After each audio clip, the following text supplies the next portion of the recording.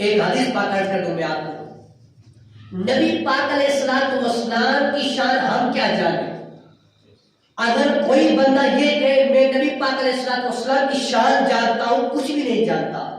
نبی پاک علیہ الصلوۃ والسلام کی اللہ پاک نے اتنی شان نازل کی، اتنی شان نازل کی ہے، کوئی بندہ کسی کتاب کے اندر لکھ نہیں سکتا، کوئی بندہ بیان نہیں کر سکتا۔ نبی پاک علیہ الصلوۃ والسلام کے پاس ایک گدھا آیا، پہلے گدھے کی بات عرض کر دوں، جانور ہے، حیوان ہے، حیوان ناطق نہیں ہے، حیوان ناطق انسان ہے، وہ جانور ہے، اس کو پتہ نہیں ہے کہ میں کون ہوں، جو وہ جانور ہے، گدھا اس کا نام ہے۔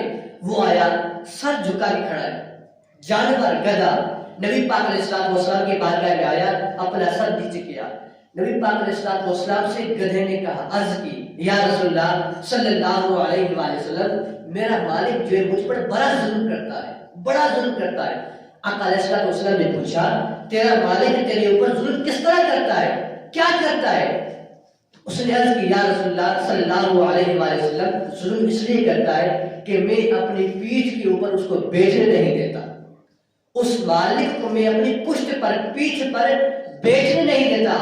نبی پاک علیہ الصلوۃ والسلام نے فرمایا، جانوروں کا، گدھوں کا کام تو یہی ہے، وہ وزن اٹھاتے ہیں، جانور وہ کوئی سامان وغیرہ ہو یا انسان ہو وہ اٹھاتے۔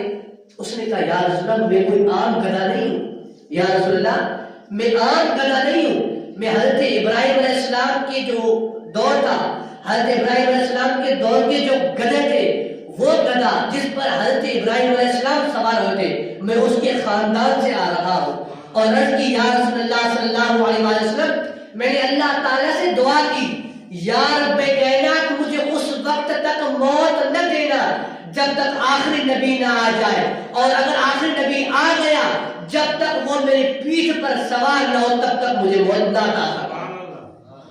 اس گدھے نے اللہ تعالیٰ سے یہ دعا کی تو پھر اس کی دعا قبول ہو گئی۔ وہ حضرت ابراہیم علیہ السلام کے دور سے چلا آ رہا تھا، وہ آخری گدھا بچا رہا تھا۔ جب نبی پاک علیہ السلام کا وصال ہو گیا، ایسا پیارا گدھا تھا، نبی پاک علیہ السلام کے وصال کے بعد وہ اپنا سر دیواروں پر مارتا تھا، دیواروں پر سر مارتا پھرتا، آخر کار اس کو مزہ نہیں آیا۔ اس سے پوچھا گیا، تجھے کیا ہو گیا ہے، اپنے سر کو تو دیواروں پر کیوں مارتا ہے؟ اس نے کہا، اس لیے مارتا ہوں کیونکہ خاتم النبیین اس دنیا سے رخصت ہو گئے، اور فرمایا میں اس لیے مارتا ہوں آج کے بعد کوئی نبی نہیں آئے گا تو میرے اوپر کون سوار ہوگا۔ یہاں تک کہ وہ اپنا سر دیوار پر مارتا مارتا ایک کنویں کے اندر گر کر مر گیا، اس کو مزہ نہیں آیا۔ نبی پاک علیہ السلام کے وصال کے بعد اس کو کچھ مزہ نہیں آیا۔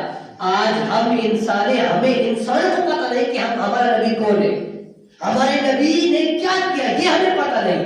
جانوروں کو پتہ ہے کہ نبی پاک علیہ السلام کون ہے۔